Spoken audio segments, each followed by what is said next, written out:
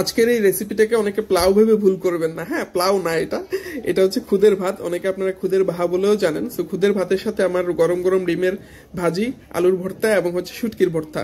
So চলেন, সেটার জন্য প্রথমেই হচ্ছে আমরা আলুগুলাকে সুন্দর করে পানি দিয়ে ধুয়ে নিব এবং খুব ভালো করে ধুয়ে নেওয়ার পরে সেটাকে একটা গরম পাত্রে বসিয়ে দিব এবং কিছু একটু গরম পানি ঢেলে দিব যাতে আলুগুলো খুব তাড়াতাড়ি সিদ্ধ হয়ে যায়।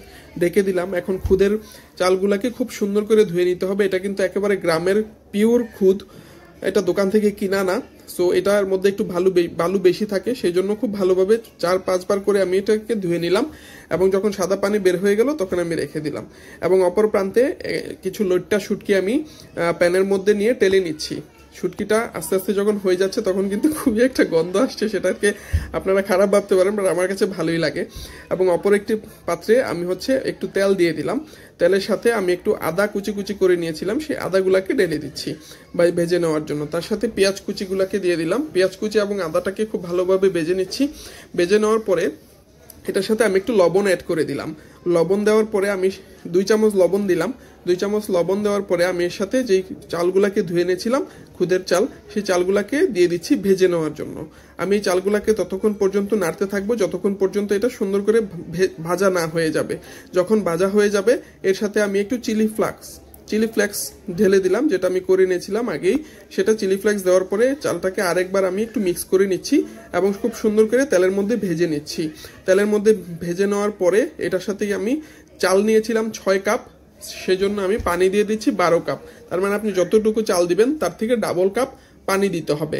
এটাকে পানি দেওয়ার সাথে সাথে আমি এমনভাবে পানি দিয়ে দিলাম যেন সুন্দর করে সিদ্ধ হয়ে যায় এবং সেটাকে ঢেকে দিলাম। তারপরে যেই গরম করে নিয়েছিলাম যে শুটকিটা, সেটাকে সুন্দর করে পানি দিয়ে, গরম পানি দিয়ে ধুয়ে নিচ্ছি।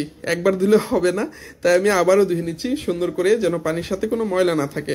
এদিকে শুটকির সাথে আমি কিছু শুকনা মরিচ নিয়ে নিচ্ছি ভর্তা বানানোর জন্য। শুকনা মরিচ নিলেই হবে না, আমি তার সাথে আরও কিছু চিলি মরিচ নিয়ে নিচ্ছি, মানে কাঁচা মরিচ নিয়ে নিলাম, পেঁয়াজ নিয়ে নিলাম এবং তার সাথে আমি সেটাকে ব্লেন্ড করে নিব, যেহেতু আমার পাটা নাই। সো আমি সেটাকে ব্লেন্ড করে নিব। এদিকে আরেকটু নাড়া দিয়ে তারপরে আবার সুন্দর করে ঢাকনা দিয়ে ঢেকে দিলাম। এখন মোটামুটি পানিটা শুকিয়ে আসছে, দেখতে অনেকটা পোলাওর মতো লাগছে, কিন্তু আসলে এটা কিন্তু প্লাউ না।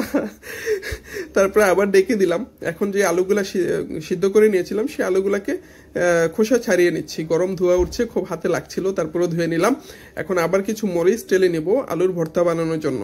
এদিকে আবার এটাকে চাউলটাকে আরেকটু নেড়ে দিচ্ছি যেন নিচে দিয়ে না লেগে যায়, এটা কিন্তু খেয়াল রাখতে হবে।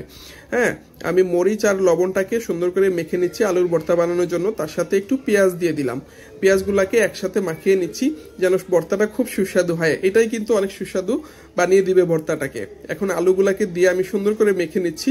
হ্যাঁ, আমি এইভাবে মেখে নেওয়ার কারণে কিন্তু আলুগুলা খুব সুন্দর করে স্ম্যাশ হয়ে যায়। তার সাথে ধনিয়া পাতা দিয়ে দিলাম এবং খাঁটি একটু সরিষার তেল দিয়ে দিলাম। সরিষার তেল দেওয়াটা ভর্তাটা কিন্তু আমার খুবই ভালো লাগে।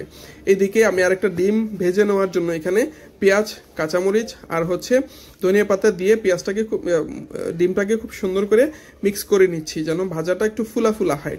তার মধ্যে গরম তেলের মধ্যে আমি ডিমটাকে ছেড়ে দিলাম।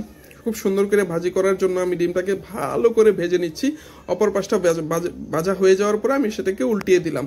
দেখুন কি সুন্দর স্মেল আসতেছে এবং খুব সুন্দর ভাজা হয়েছে। এটাকে আমি প্লেটের মধ্যে তুলে নিলাম। এখন তৈরি হয়ে গেল আমার সুস্বাদু যে রেসিপিটা আছে, সেই রেসিপিটা তৈরি হয়ে গেল। এদিকে আলুর ভর্তা, শুটকির ভর্তা এবং ডিম। শুটকির ভর্তাটা কালার আসতেছে না, কারণ হচ্ছে পাটায় বেটে নেওয়া হয় নাই, আমার শিলপাটা নাই, আমি ব্লেন্ড করে নিয়েছি, সেজন্য কালারটা একটু অন্যরকম আসতেছে, কিন্তু স্বাদে কিন্তু ভরপুর ছিল।